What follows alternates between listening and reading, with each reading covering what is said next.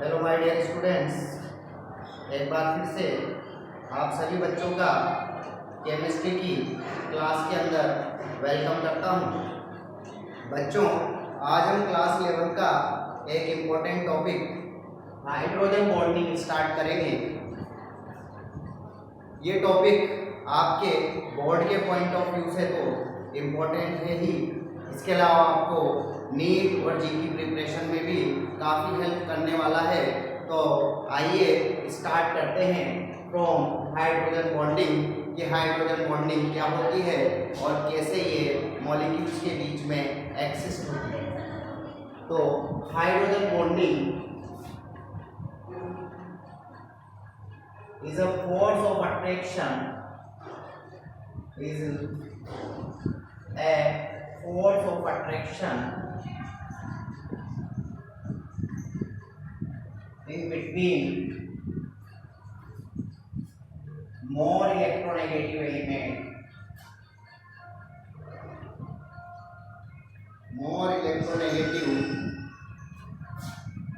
elements like FO electron.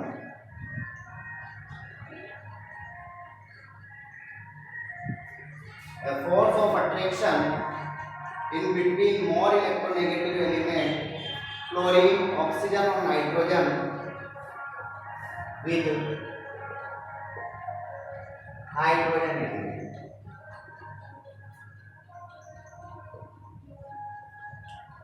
यानी हम कह सकते हैं कि जब भी कोई हाइड्रोजन एलिमेंट फ्लोरीन, ऑक्सीजन या नाइट्रोजन एलिमेंट के कांटेक्ट में आता है तो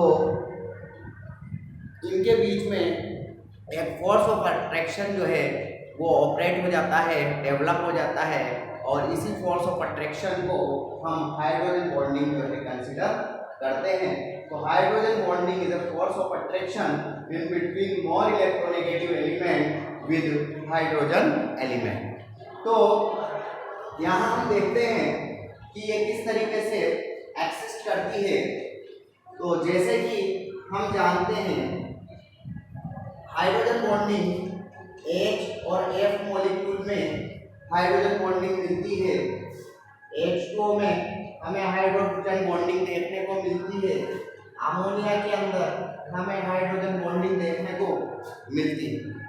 तो जनरली हाइड्रोजन बॉन्डिंग जो है ये दो तरह की होती है। Number 1, inter molecular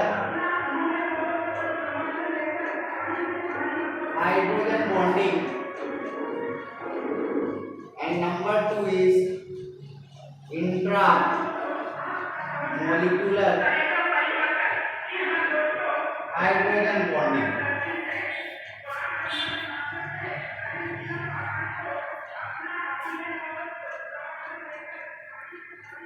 intermolecular hydrogen bonding and intramolecular hydrogen bonding. इसको समझने से पहले मैं आपको बता दूं कि हाइड्रोजन बॉन्डिंग जो है एक जनरली एक फोर्स ऑफ, ये कोई एक बॉन्डिंग नहीं है, ये एक तरीके का फोर्स ऑफ अट्रैक्शन है जो दो एलिमेंट्स के बीच में लगता है। आइदर वो एलिमेंट हाइड्रोजन के साथ फ्लोरीन हो सकता है, हाइड्रोजन के साथ ऑक्सीजन हो सकता है, या हाइड्रोजन के साथ नाइट्रोजन हो सकता है। अब ये जो फोर्स ऑफ अट्रैक्शन है, अगर हम इसका स्ट्रेंथ देखें, bond strength of hydrogen bonding, bond strength of hydrogen bonding, अगर हम इसकी स्ट्रेंथ की बात करें तो आपको पता है मॉलिक्यूल्स और मॉलिक्यूल्स के बीच में एक फोर्स ऑफ अट्रैक्शन लगता है जिसे हम वान डर वाल फोर्स ऑफ अट्रैक्शन नाम देते हैं। वान डर वाल, इसके बाद जो फोर्स ऑफ अट्रैक्शन होता है वो हाइड्रोजन बॉन्डिंग होता है, और कोवेलेंट बॉन्डिंग और आयनिक बॉन्डिंग के कंपैरिजन में हाइड्रोजन बॉन्डिंग जो है इसका स्ट्रेंथ काफ़ी कम होता है। तो हम ये कह सकते हैं कि वान डर वाल फोर्स ऑफ अट्रैक्शन, वान डर वाल force of attraction less than hydrogen bonding, and this is less hydrogen bonding का जो अट्रैक्शन फोर्स होता है ये कम होता है कोवलेंट बॉन्डिंग या और आयनिक बॉन्डिंग।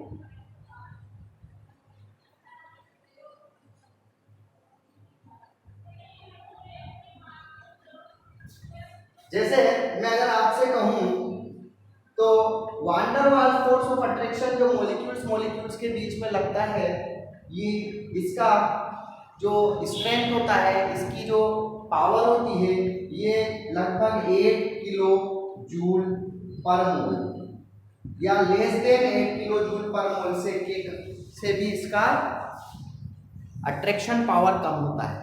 जबकि अगर हम हाइड्रोजन बॉन्डिंग एक ऐसा फोर्स ऑफ अट्रैक्शन है जिसका जो बॉन्ड स्ट्रेंथ है ये लगभग 8 to 40 किलो जूल पर मोल होता है। जबकि अगर हम कोवलेंट और आयनिक बॉन्डिंग की बात करें तो ये लगभग 200 to 300 किलो जूल पर मोल होता है। तो यहाँ बॉन्ड स्ट्रेंथ के कंपैरिजन में अगर हम हाइड्रोजन बॉन्डिंग को कंपेयर करते हैं तो हाइड्रोजन बॉन्डिंग का जो बॉन्ड स्ट्रेंथ है वो 8 to 40 किलो जूल पर मोल होता है। वान der Waals force of attraction से इसके अंदर फोर्स ऑफ अट्रैक्शन थोड़ा ज़्यादा होता है। अब हम थोड़ी सी बात कर लेते हैं इसकी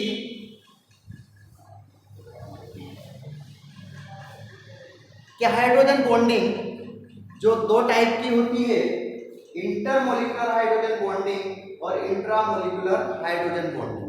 तो इंटरमोलिकुलर हाइड्रोजन बॉन्डिंग नाम से ही प्रतीत होता है कि इंटरमोलिकुलर का मतलब सेम डिफरेंट मॉलिक्यूल्स के बीच में होने वाली बॉन्डिंग। तो यहाँ इंटरमोलिकुलर हाइड्रोजन बॉन्डिंग जो है ये 2 डिफरेंट मॉलिक्यूल्स के बीच में एक्सिस्ट करती है, existing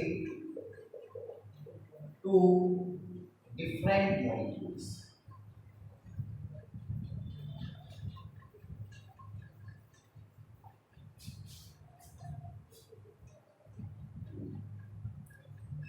अब 2 डिफरेंट मॉलिक्यूल्स वो मॉलिक्यूल्स होंगे जिनके पास फ्लोरीन, ऑक्सीजन या नाइट्रोजन अवेलेबल होगा। तो existing two different molecule या तो होमोजीनस हो सकते हैं या तो हमारे पास हेट्रोजीनस हो सकते हैं। होमोजीनस का मतलब सेम मॉलिक्यूल्स के बीच में बन सकती है या डिफरेंट मॉलिक्यूल्स के बीच में बन सकती है।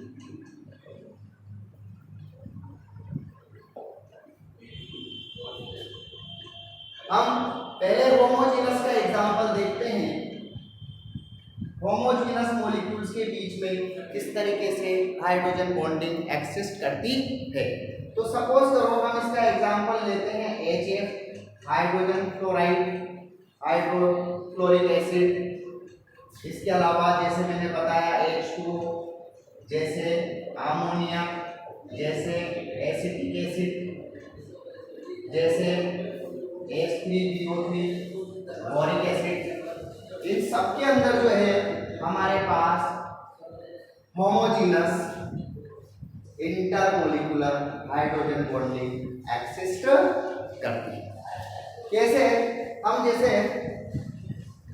HF, ये दूसरा हमारे पास HF, ये तीसरा हमारे पास HF। तो यहाँ देखो ये फ्लोरीन जब हाइड्रोजन के कांटेक्ट में आता है तो यहाँ इस तरीके से बॉन्डिंग बन जाती है, दैट इज हाइड्रोजन बॉन्डिंग। ये फ्लोरीन जब इस हाइड्रोजन के कांटेक्ट में आता है तो यहाँ पर बॉन्डिंग फोर्स ऑफ अट्रैक्शन लग जाता है, दिस इज हाइड्रोजन बॉन्डिंग। तो इस तरीके से HF मॉलिक्यूल्स के अंदर हाइड्रोजन बॉन्डिंग एक्सिस्ट करती है। Hydrogen bonding is represented by dot lines represented by dot line, dot line. तो यहां हम क्या, इसी तरीके से अगर हम H2O के अंदर हाइड्रोजन बॉन्डिंग बनाते हैं, ये वाटर का एक मॉलिक्यूल है, ये हमारे पास वाटर का दूसरा मॉलिक्यूल है, ये हमारे पास वाटर का तीसरा मॉलिक्यूल है। अब यहाँ जब वाटर का एक मॉलिक्यूल दूसरे वाटर के कांटेक्ट में आता है तो ऑक्सीजन और हाइड्रोजन के बीच में हमने बताया फ्लोरीन, ऑक्सीजन और नाइट्रोजन जब भी हाइड्रोजन के कांटेक्ट में आएंगे तो इनके बीच में एक फोर्स ऑफ अट्रैक्शन ऑपरेट होगा जिसे हम हाइड्रोजन बॉन्डिंग नाम देंगे। तो यहाँ इसका ऑक्सीजन इस वाटर के हाइड्रोजन की कांटेक्ट में आने पर यहाँ हाइड्रोजन बॉन्डिंग फॉर्म करेगा। इस एक मॉलिक्यूल वाटर का दूसरे मॉलिक्यूल वाटर के कांटेक्ट में आने पर यहाँ हाइड्रोजन बॉन्डिंग का फॉर्मेशन करेगा। इस तरीके से हाइड्रोजन बॉन्डिंग का फॉर्मेशन वाटर मॉलिक्यूल्स के अंदर होता चला जाएगा। इसी तरीके से अगर हम अमोनिया के केस में देखें, ये हमारे पास एक अमोनिया,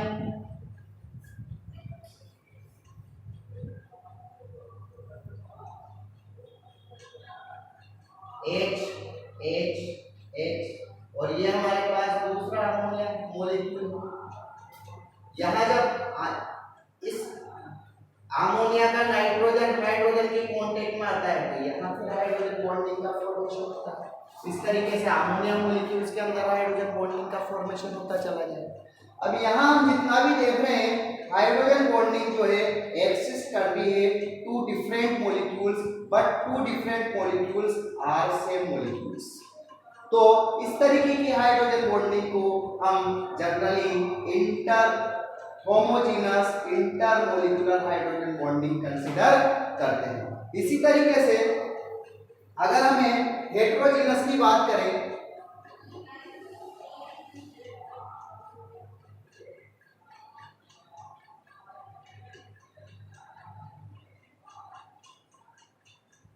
जैसे हम एग्जांपल ले लेते हैं दो डिफरेंट मॉलिक्यूल। तो दो डिफरेंट मॉलिक्यूल हमारे हो सकते हैं alcohol and water, alcohol plus water. तो अल्कोहल और वाटर के बीच में भी जैसा कि आप जानते हैं कि हाइड्रोजन बॉन्डिंग पाई जाती है, but both are two different molecules. तो इस तरीके की जो हाइड्रोजन बॉन्डिंग बनेगी उसे हम बोलेंगे हेटेरोजेनस इंटरमोलिकुलर हाइड्रोजन बॉन्डिंग। जैसे हम इसका एग्जांपल ले लेते हैं ROH alcohol and this is water HOH। तो यहाँ अल्कोहल की जो ऑक्सीजन है वो वाटर की हाइड्रोजन को क्या करेगी, एक फोर्स ऑफ अट्रैक्शन से अपनी तरफ अट्रैक्ट करेगी जिसे हम नाम देंगे हाइड्रोजन।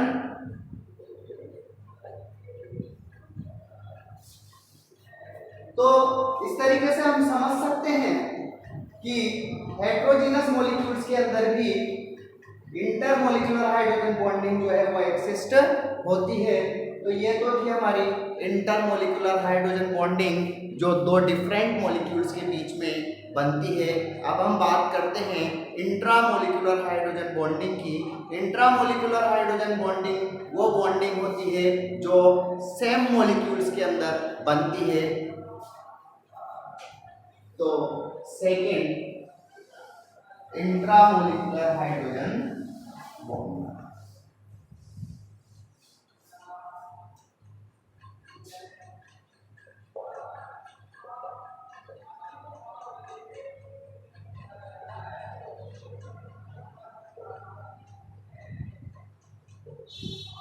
इंट्रामोलिकुलर हाइड्रोजन बॉन्डिंग की अगर हम बात करते हैं तो ये हमें देखने को मिलती है।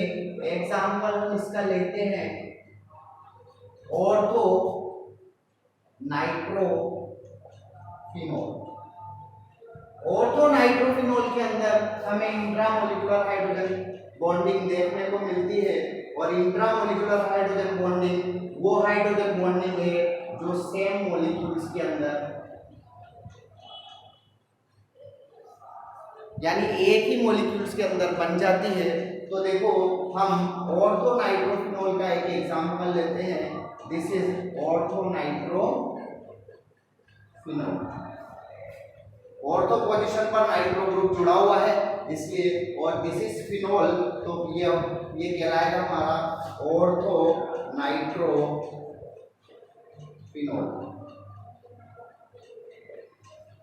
इस ऑर्थो नाइट्रोफिनॉल को अगर आप देखते हैं तो यहाँ ऑर्थो पोजीशन पर नाइट्रोजन है, जबकि यहाँ पास में इसके दोनों ऑर्थो पोजीशन पर अगर हम देखें तो यहाँ नाइट्रोजन है, यहाँ हाइड्रोजन है, जिसकी वजह से यहाँ नाइट्रोजन और हाइड्रोजन के बीच में एक फोर्स ऑफ अट्रैक्शन ऑपरेट हो जाता है। इस फोर्स ऑफ अट्रैक्शन को हम नाम देते हैं हाइड्रोजन। तो इसका मतलब ऑर्थो नाइट्रोफिनॉल के अंदर कोई अदर मॉलिक्यूल्स नहीं, सेम मॉलिक्यूल्स के अंदर ये हाइड्रोजन बॉन्डिंग का फॉर्मेशन देखने को मिलता है। इस तरीके से जब किसी सेम मॉलिक्यूल्स के अंदर, उसी मॉलिक्यूल्स के अंदर हाइड्रोजन बॉन्डिंग देखने को मिलती है, तो इस तरीके की हाइड्रोजन बॉन्डिंग को हम इंट्रामोलिकुलर हाइड्रोजन बॉन्डिंग सजेस्ट करते हैं। यहाँ जनरली एक क्वेश्चन आपसे पूछा जाता है, why boiling point of orthonitrophenol is less than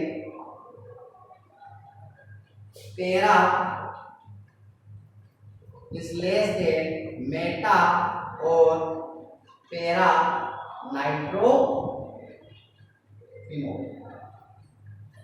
Why boiling point of orthonitrophenol is less than Meta और पैरा नाइट्रोफिनॉल? तो अगर हम ऑर्थो नाइट्रोफिनॉल का हमने केस देखा, पैरा नाइट्रोफिनॉल की अगर हम बात करें तो पैरा नाइट्रोफिनॉल का स्ट्रक्चर या पैरा नाइट्रोफिनॉल की बात करें हम तो ये इस तरीके का होगा। इसका मतलब इस हाइड्रोजन और इस नाइट्रोजन के बीच में काफी ज्यादा डिस्टेंस है, जिसकी वजह से यहाँ पैरा नाइट्रोफिनॉल के अंदर हाइड्रोजन बॉन्डिंग एक्सिस्ट नहीं कर पाती। इसी तरीके से अगर हम मेटा नाइट्रोफिनॉल की बात करें, ये फिनॉल और ये मेटा पोजीशन पर हम NO2 जोड़ देते हैं। यहाँ भी हाइड्रोजन और नाइट्रोजन के बीच में काफी ज्यादा डिस्टेंस होने की वजह से मेटा नाइट्रोफिनॉल के अंदर भी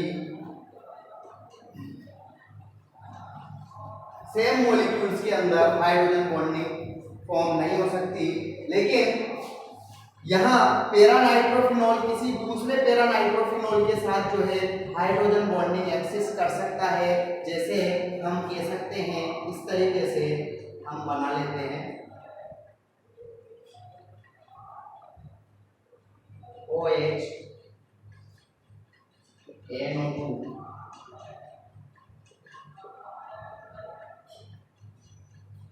यहाँ दूसरा हम मॉलिक्यूल बनाते हैं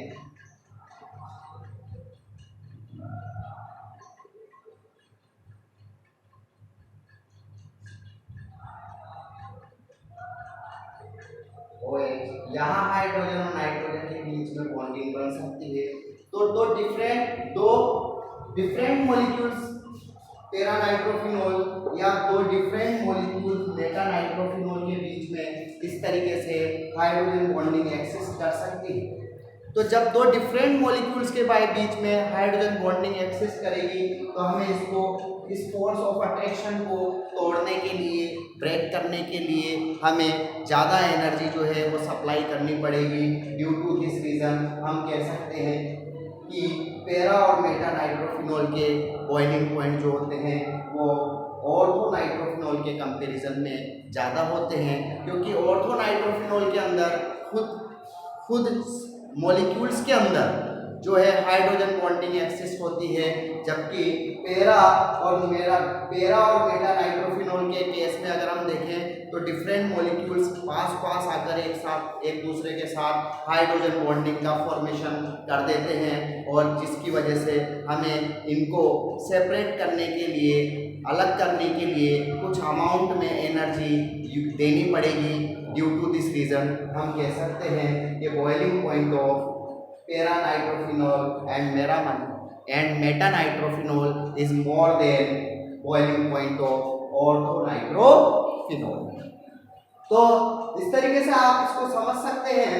एक यहां से विच इज मोर स्टेबल, तो अगर हम स्टेबल देखें तो ऑर्थोनाइट्रोफिनॉल के अंदर खुद के अंदर जो है जिसका बॉइलिंग पॉइंट कम होता है उसकी स्टेबिलिटी ज़्यादा होती है। तो यहाँ बॉइलिंग पॉइंट जो है हमारे पास ऑर्थोनाइट्रोफिनॉल का बॉइलिंग पॉइंट कम होता है due to it is more stable than meta and para nitrophenol. इसी तरीके से एक क्वेश्चन आपसे यहाँ से पूछा जाता है कि क्या हम फ्रैक्शनल डिस्टिलेशन के थ्रू ऑर्थो और पैरा नाइट्रोफिनॉल को अलग कर सकते हैं, सेपरेट कर सकते हैं? तो आंसर होगा यस, बिकॉज इन दोनों के बॉइलिंग पॉइंट में काफ़ी डिफरेंस होता है और जब भी हम फ्रैक्शनल डिस्टिलेशन करते हैं तो हम टेम्परेचर की अलग अलग क्वांटिटी पर डिफरेंट बॉइलिंग पॉइंट्स वाले लिक्विड्स को सेपरेट करते हैं। तो due to difference in boiling point of orthonitrophenol and para-nitrophenol, we can separate out the both of the mixture by the fractional distillation। तो आई थिंक आपको एक concept समझ आया होगा। इसके बाद हम यहाँ कुछ और इस पर इंटरेस्टिंग बात करते हैं। यहीं से एक क्वेश्चन अराइज होता है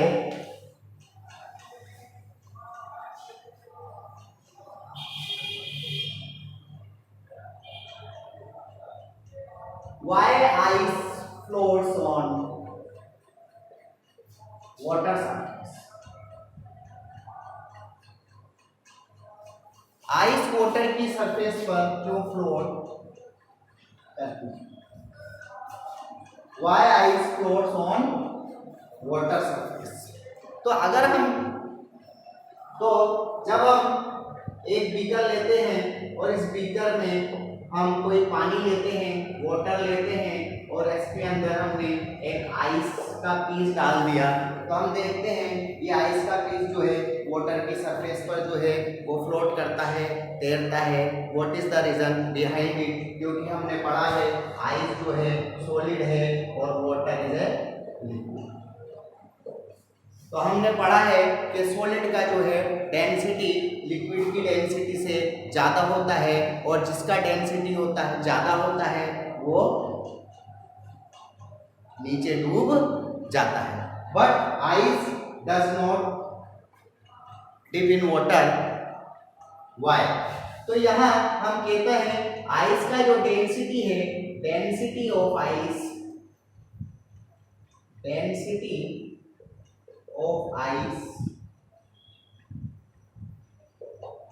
इज लेस, और यहाँ वाटर का density of water is high. तो सर ऐसा क्यों? यहाँ आइस का डेंसिटी कैसे कम हो सकता है? आइस तो सॉलिड है और सॉलिड होने की वजह से सॉलिड का density always be greater than density of liquid. तो ऐसा क्यों? तो इसके रीजन को भी हम यहाँ हाइड्रोजन बॉन्डिंग के थ्रू समझ सकते हैं। एक्चुअल में जब आइस फॉर्म होता है तो वाटर के मॉलिक्यूल्स कोगुलेट कर जाते हैं, यानी एक दूसरे के पास आते हैं। जैसे कि ये एक वाटर मॉलिक्यूल है,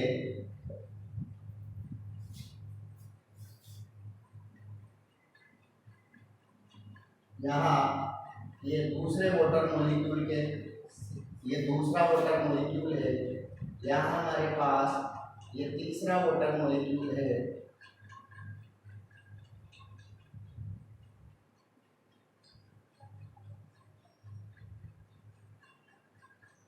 ये हमारे पास एक चौथा वाटर मॉलिक्यूल है। एक्चुअल में यहाँ ऑक्सीजन और ये हाइड्रोजन के बीच में ये बॉन्डिंग बन गई यहाँ ऑक्सीजन और यहाँ हाइड्रोजन के बीच में इस तरीके से बॉन्डिंग बन गई, यहाँ ऑक्सीजन और इस हाइड्रोजन के बीच में इस तरीके से बॉन्डिंग बन गई, और यहाँ ऑक्सीजन और यहाँ हाइड्रोजन के बीच में बॉन्डिंग बन गई। तो इस तरीके से जब वाटर मॉलिक्यूल्स कोगुलेट करते हैं, हाइड्रोजन बॉन्डिंग बनाते हैं, तो यहाँ पर हम क्या देखते हैं कि एक वॉइड्स का फॉर्मेशन होता है, एक वॉइड्स का फॉर्मेशन होता है, और इस वॉइड्स के फॉर्मेशन की वजह से इसका डेंसिटी जो है वो कम हो जाता है। क्यों? क्योंकि इस वॉइड्स के अंदर जो है वो कुछ गैस भर जाती है, ऑक्सीजन गैस भर जाती है, और जिसकी वजह से इसका डेंसिटी जो है वो वाटर के कंपैरिजन में कम हो जाता है, जिसकी वजह से आइस इजीली जो है वो वाटर की सरफेस पे फ्लोट कर पाती है।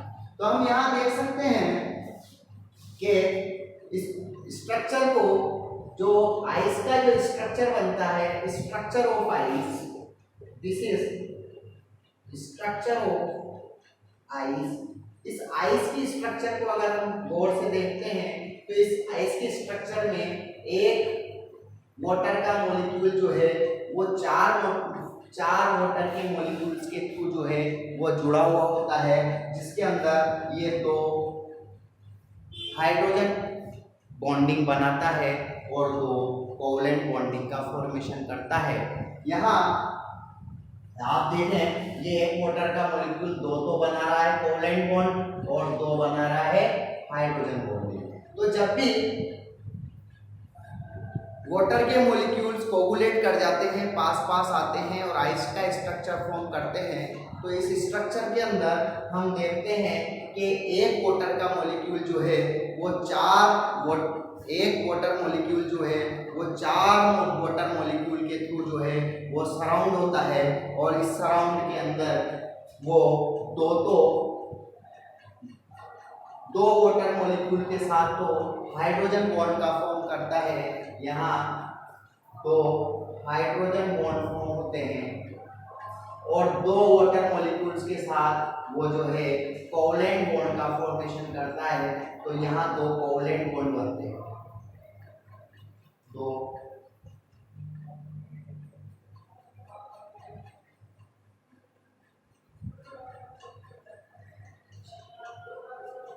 और चार मॉलिक्यूल ऑफ वाटर के आपस में एक केज लाइक स्ट्रक्चर के थ्रू जो है वो जुड़े हुए होते हैं, इसलिए स्ट्रक्चर ऑफ आइस को हम केज स्ट्रक्चर नाम देते हैं, केज लाइक।